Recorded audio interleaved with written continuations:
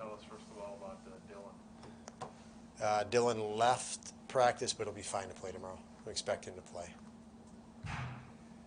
Let's say as we start a new week, let's kind of just go over some of the guys who've been out for a while.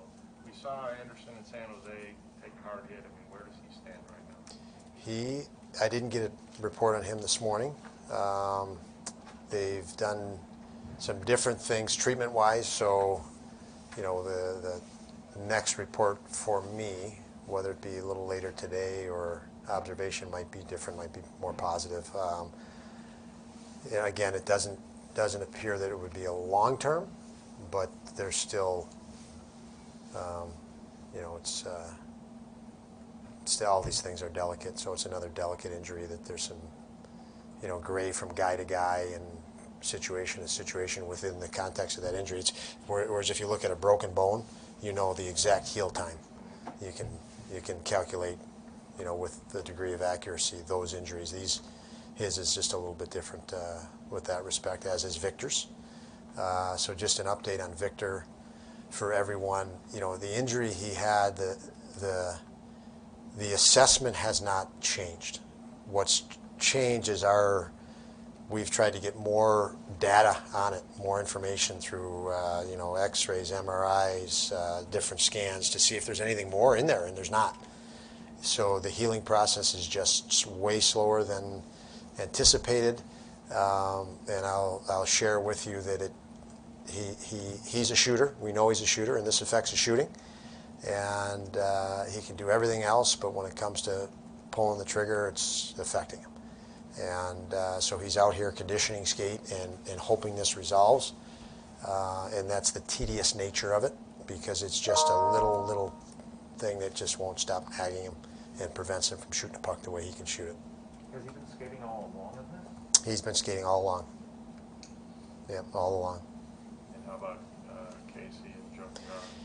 Yoki skated. Yoki's injury is, there should be no hiccups now that you guys might have saw him, walking around, not able to walk.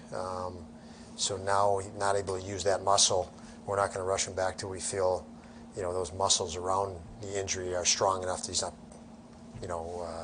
hurting it as a result of pulling a muscle around there or something like that. So for Yoki, but the healing process of the injury is definitive. It's fine. It'll be good. Now it's getting him back in enough reps on the ice gradually, unfortunately, because there's some atrophy there, and we'll evaluate that and have a lot more information now that he started the process on the ice. Casey's continued to progress, which is positive. He has not progressed each day. Where Olofsson, he progressed and plateaued and just stayed on that plateau. So with Mitzi, it's still progressing, which is good news, and that might mean it's less than a couple of weeks or around there if he continues to progress. But with the type of injury he has, we still need to see that progression. That's a very optimistic timeline. Who would you say of all these guys you might say is the closest to getting back in the line? Mitzi right now. Again, based on his progression, that's what we've said. Based on his progression, if he continues that, he would probably be back for it. But again, you could wake up tomorrow and Victor's injury could be completely resolved. Like, it's that close, but it's also that impeding to him shooting a puck. You were pretty clear after the Washington game, what you maybe wanted to do better in helping Tokarski, because you didn't believe that it was on him. What was your assessment after looking at the goals that went in on Dell, and is it in any way similar to the Washington game? Do you need more guys in lanes? Do you need, guys? Yeah, I think. I don't know, Brian. Are you talking about the last goal of the game, or is there another one? No, just in general. Yeah, because because not a high shot total and all that kind of stuff. So. Yeah, the problem, the definitive problem in Washington was point coverage. We weren't quick enough to get out to the point, and we weren't in shot lanes quick enough. We have been. I don't know that we could have gotten a shot lane the other day against Toronto. There just wasn't enough time. the situation prior dictated that you wouldn't have been in the shot lane there. We thought we were on transition, and we should have been. So we weren't in coverage at that point. But yeah, so I do think our challenge that we had in Washington, we've progressed. I'd love to say we resolved it, but in this league, you don't resolve anything. It's like whack-a-mole. So you fix one thing, and the next thing pops up. So What do you think about the way Dustin, right from training camp, I mean, the organization issued a challenge. I mean, they went out and signed Anderson and Dell. Dustin was probably ticketed for Rochester, and now he's a guy who makes the team. Now he's a guy you're riding as the starter if you have to, and the way he played against Washington, the way he played against Edmonton, he's going to play, I assume, against Pittsburgh. I mean, just in general, what kind of ride is he taking you on? well, it's pretty awesome. I mean, when you watch a guy, because you want your players to compete. I mean, we all do. We all come to these games. We want to see some passion and competitiveness and something that excites us to watch more. And he encompasses that. He battles, and the same thing in practice. I mean, it's not like he prepares himself for the game and in the sense of preserving and being conservative. He sees and views practice as I have to get better. I have to engage fully, and sometimes you worry he might be going too hard in practice. But no, it's been like I said, awesome to see him and take advantage of opportunity. I mean, so many players have had opportunity in this league and haven't been able to take advantage of it. And I think he knows the value of that at his age and his track record to this point, his road to this point, I should say. His track record's been phenomenal all the way to this point. You ask anybody that's played with him or coached him, but he's definitely knows the value of seizing opportunity. There was a play late in the Edmonton game where David kind of one-on-one with Jacob, and Jacob just kind of stymied him, rode him out. Do you remember that? Yeah. I'm talking about? Yeah. But what does that? I mean, it was really a huge play. What does that signify to you? Like that he was able to do that so calmly, so coolly. Yeah, it shows you it's a glimpse into his potential. It really is. He is intelligent enough, competitive enough that he will do those things more and more with greater calm as he gets more reps.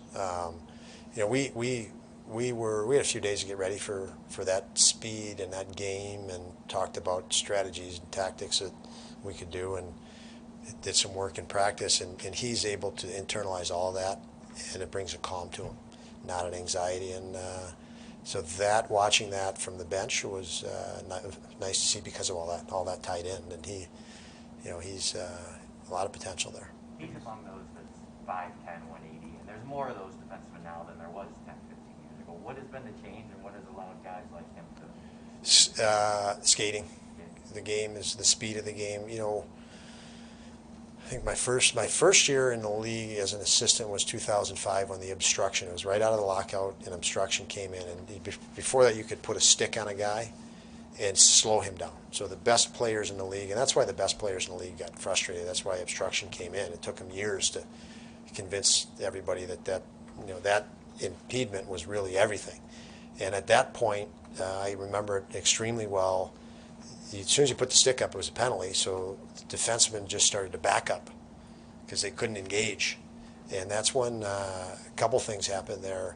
The more skilled guy and the better skating guy became a premium, and you had to force turnovers more as a tandem and as a pair, and that's changed. The game changed from that point, and you see a lot of that in defensemen today that have entered the league in the last 5 years, really, because it took that much time to bring the new age player into the league from 05, 06. Don, with the uncertainty regarding players like Olofsson and Middlestad and their return, what would you like to see from your power play that has gone a little quiet here? If there's a simplest way to say it, would be a 5-on-5 mentality. I think we sometimes get fused. It's a power play, so we run to a setup, and it's not. It's a one-on-one situation in a corner, or a face-off battle. And so, I think we're thinking too much of the power play, which is a natural instinct, and we talked to him. You have to get to the power play, even though it's 5-on-4. You have to get to it, and you've got to break pressure and work and support as if it were 5-on-5 until you get to that point, and the penalty kill backs off, and that's probably been our biggest challenge. And psychological is probably more than physical.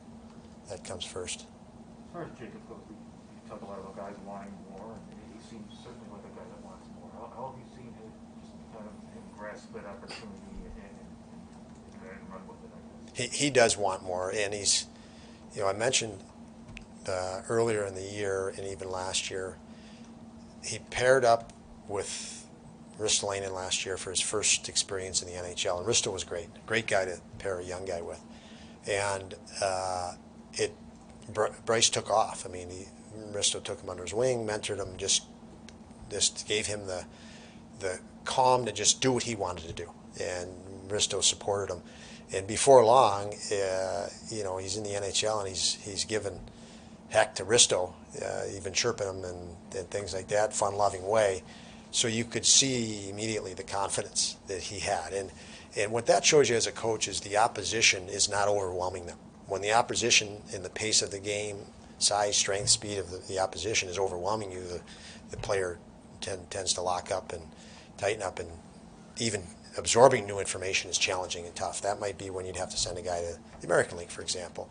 But Bryce had no issue with all that. He was not overwhelmed by anybody. Even if he made a mistake, he could go out the next shift and correct it, as long as he saw, you escaped too early, or you showed, you didn't show two options. You gave him the way you postured, you showed one. He could come right at you then. So, and Bryce can recalculate or recalibrate really quick because of that intelligence and his confidence. And so, as I mentioned with Risto, he had a little bit of swagger to him because he's a confident guy. Even mistakes, he sees that, okay, these are potential areas to get better because I can find the solution, and it's not a fear. So there's a lot of that in his game, which is going to help him just continue to improve.